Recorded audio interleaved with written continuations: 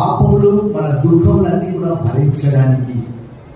What a privilege to carry everything to God in prayer. ఇవన్నీ కూడా దేవుని సన్నిధికి మనం ప్రార్థనలో తీసుకొని వెళ్తూ ఉన్నామని భక్తుడు రాస్తున్నాడు. ఇది వారి తల్లి కొరకు ఆదరణ కలగడానికి జోసెఫ్ స్క్రివెన్ అనే గొప్ప భక్తుడు ప్రేమించారు.